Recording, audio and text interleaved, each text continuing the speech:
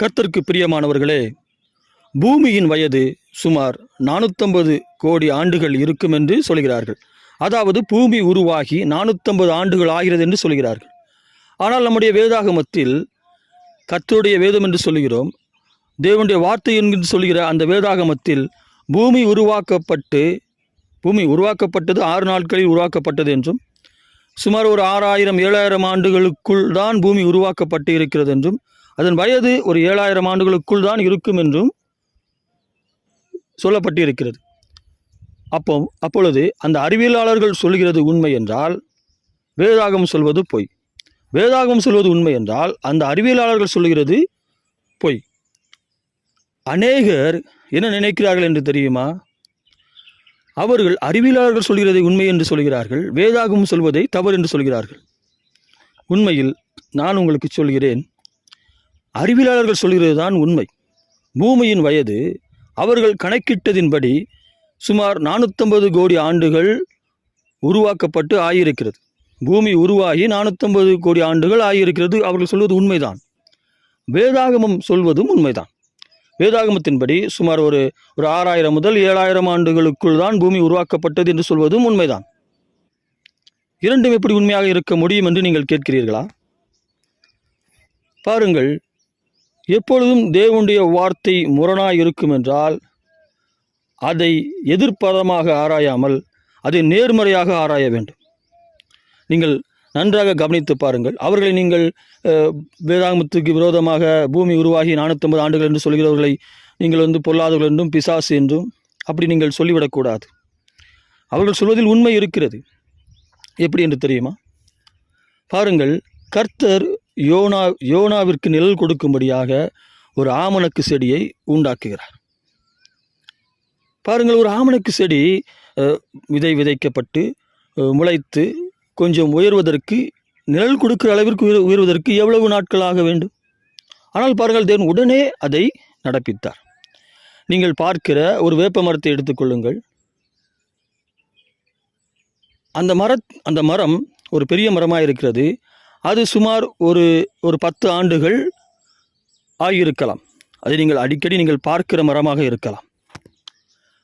அறிவியலாளர்கள் அதை கணக்கிடுகிற பொழுது, அதன் வயதை கணக்கிடுகிற பொழுது அவர்கள் நீங்கள் சொல்கிறது போல ஒரு 10 ஆண்டுகள் ஆகியிருக்கும் என்று சொல்வார்கள். பாருங்கள், அதன் பக்கத்திலே கர்த்தர் சொல்கிறார், இப்பொழுதே வேப்ப மரம் உண்டாகுவதாக என்று சொல்கிறார். அதே போல மரம் உண்டாவதாக என்று சொல்கிறார். உடனே ஒரு நொடி பொழுதிலே அந்த மரம் விதைக்கப்பட்டு செடியாகி மரமாகி மிகப்பெரிய மரமாக உருவாகும். பாருங்கள், இப்பொழுது இந்த மரத்தை அறிவியலாளர்கள் கணக்கிடுகிற பொழுது இந்த மரத்தின் வயது 10 ஆண்டுகள் என்று சொல்வார்கள். அப்படித்தான் பாருங்கள், இந்த பூமி தானாகவே உருவாகி இருந்தால் அவர்கள் சொல்வது போல 450 கோடி ஆண்டுகள் ஆகியிருக்கலாம். ஆனால் கர்த்தர் தன்னுடைய வார்த்தையினால் அதை வெறும் ஒரு 6 நாட்களுக்குள் முழு பூமியையும் அதில் உள்ளவைகளையும் அவர் படைத்து முடித்தார். இவர் 6 நாட்களில் படைத்தவைகள் உண்மையில் அவர்கள் சொல்கிறது போல ஒரு 450 கோடி ஆண்டுகள் ஆயிருக்க வேண்டும். 450 கோடி ஆண்டுகள் ஆயிருக்க வேண்டிய ஒன்றை வெறும் 6 நாளிலே படைத்திருக்கிறார். அதுதான் இந்த முரண்பாட்டிற்கு காரணம். அறிவியலாளர்கள் பொய்யாளர்கள் அல்ல. அவர்கள் சொல்கிற அநேக கருத்துகள் பொய்கள் அல்ல. அவர்கள் சரியாகத்தான் கணக்கிட்டு சொல்கிறார்கள்.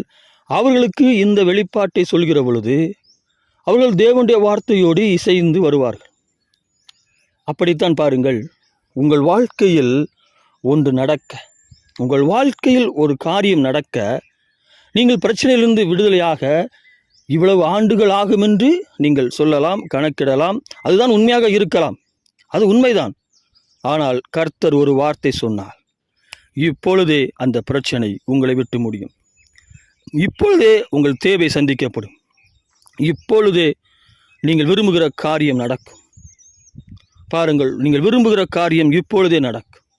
அப்போ தேவன் வல்லமை உள்ளவர், சர்வ வல்லமை உள்ளவர். நீங்கள் யாருடைய நாமத்தை அறிந்திருக்கிறீர்கள் என்றால் சர்வ வல்லமையுள்ள நாமத்தை அறிந்திருக்கிறீர்கள். அவரால் ஒரு காரியம் நடக்க 80 வருடங்கள் ஆகலாம். அதே காரியத்தை நடப்பிக்க ஒரு நொடி பொழுதிலே நடப்பிக்கலாம். அப்படி இருக்கிறபடினால் நீங்கள் உங்கள் கர்த்தரை மாத்திரமல்ல, அவருடைய வல்லமையும் தேடுங்கள். உங்கள் வாழ்க்கையில் கர்த்தருடைய வல்லமையை காண்பீர்கள். எப்பொழுதெல்லாம் கர்த்தருடைய வல்லமையை குறித்து உங்களுக்கு ஏதாயிலும் சந்தேகம் வந்தால் இந்த பூமியின் வயதையும் கர்த்தர் உண்டாக்கிய நாட்களையும் கவனித்து பாருங்கள். தேவன் எப்படிப்பட்டவராய் இருக்கிறார் என்று. உங்கள் பிரச்சனைகள் நீங்கள் நினைப்பது போல உங்கள் தேவைகளும் எல்லாம் சரிதான். அவைகள் விடுதலையாவதற்கு, அதிலிருந்து நீங்கள் வெளியேறுவதற்கு, நீங்கள் சுதந்திரம் அடைவதற்கு, ஒரு நல்ல வாழ்க்கையை அமைப்பதற்கு அவ்வளவு ஆண்டுகள் ஆகும் தான். ஆனால் கர்த்தர் இப்பொழுதே அதை நடப்பிக்கிறார். உங்கள் வாழ்க்கையில் இப்பொழுதே அதை நடப்பிக்கிறார். அவர் சர்வ வல்லமையுள்ள தேவன். இப்பொழுதே அதை உங்களுக்கு நடப்பிக்கிறார். நம்முடைய தேவன் சர்வ வல்லமையுள்ளவர். கர்த்தரையும் அவருடைய வல்லமையும் தேடுங்கள்.